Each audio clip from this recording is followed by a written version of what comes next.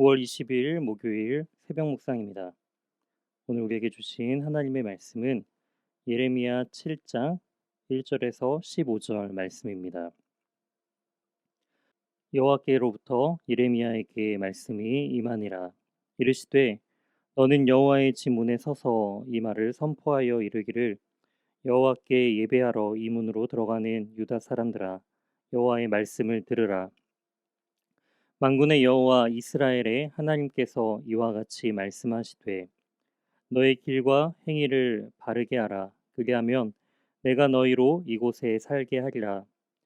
너희는 이것이 여호와의 성전이라 여호와의 성전이라 여호와의 성전이라 하는 거짓말을 믿지 말라.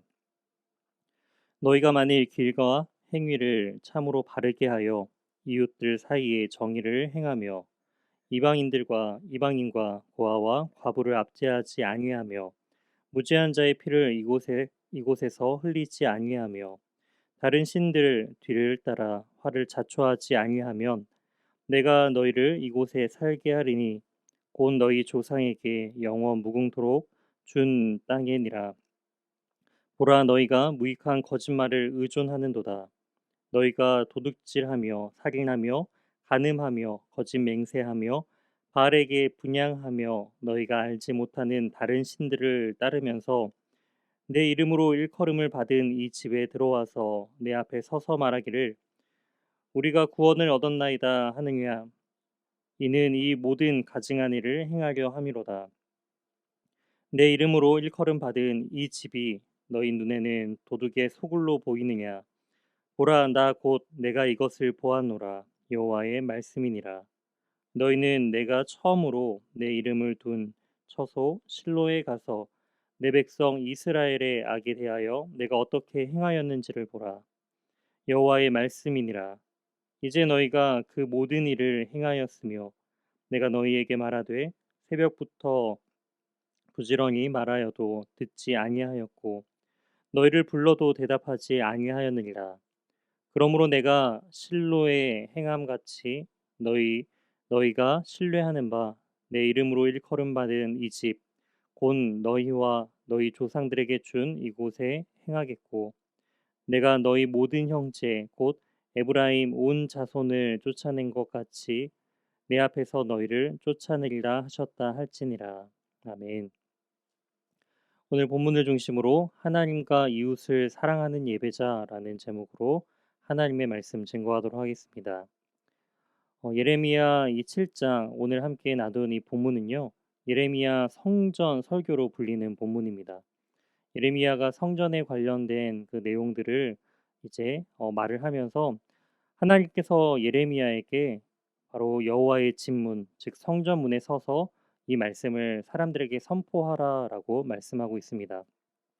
그 말씀은 어떤 말씀인가요? 바로 사람들에게 성전에 들어오는 사람들에게 너희의 길과 행위를 바르게 하라라는 선포입니다. 4절 말씀입니다. 너희는 이것이 여호와의 성전이라 여호와의 성전이라 여호와의 성전이라 하는 거짓말을 믿지 말라. 세 번이나 여호와의 성전의 말을 강조하면서 사람들에게 이같이 말을 하는 것이죠. 성전의 성전됨은 그곳에서 예배드리는 이들의 삶에 달렸다라는 것입니다.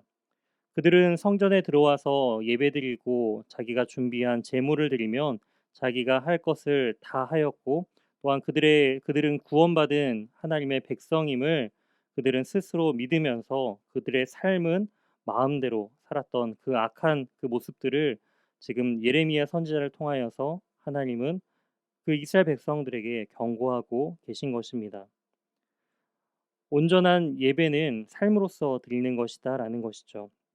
구체적인 그러한 방법을 5절과 6절에 제시하고 있습니다.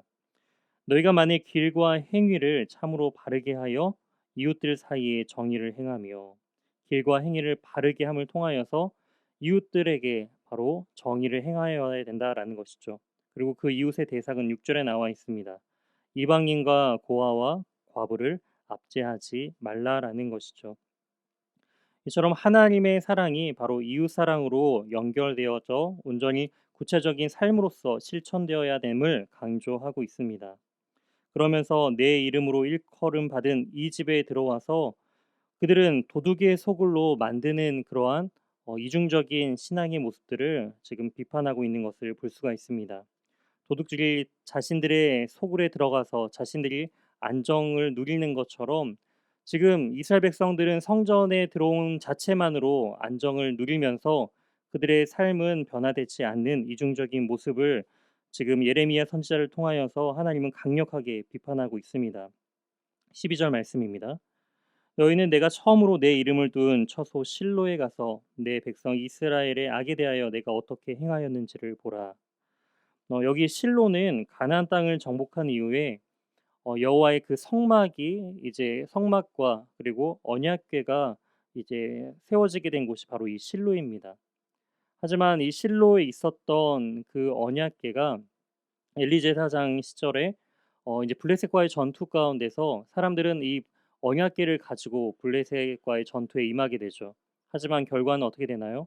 하나님의 그 임재를 상징하는 그 언약궤가 함께 나아갔음에도 불구하고 하나님은 블레셋과의 전쟁에서 철저하게 이스라엘 백성들을 패배시키고 언약궤마저도 빼앗기는 모습들을 볼 수가 있습니다.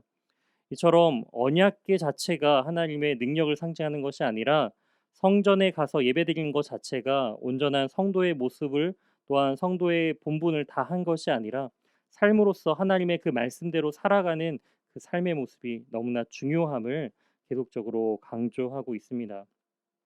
이처럼 성전은 하나님을 믿는 이들의 삶을 통해 이 땅에 세워지게 되는 것을 우리는 기억해야 합니다. 사도행전 7장 38절에도 스데반 집사의 연설을 통하여서 스데반 집사는 광야 교회라는 표현을 사용하였습니다.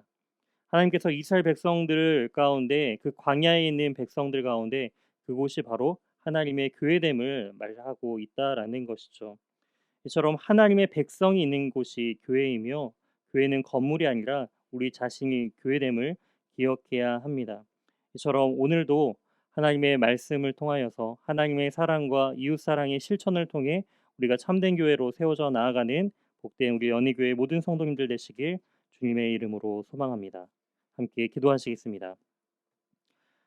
하나님, 오늘 말씀을 통하여서 참 성전됨의 의미를 또한 깨닫게 하심을 참으로 감사드립니다.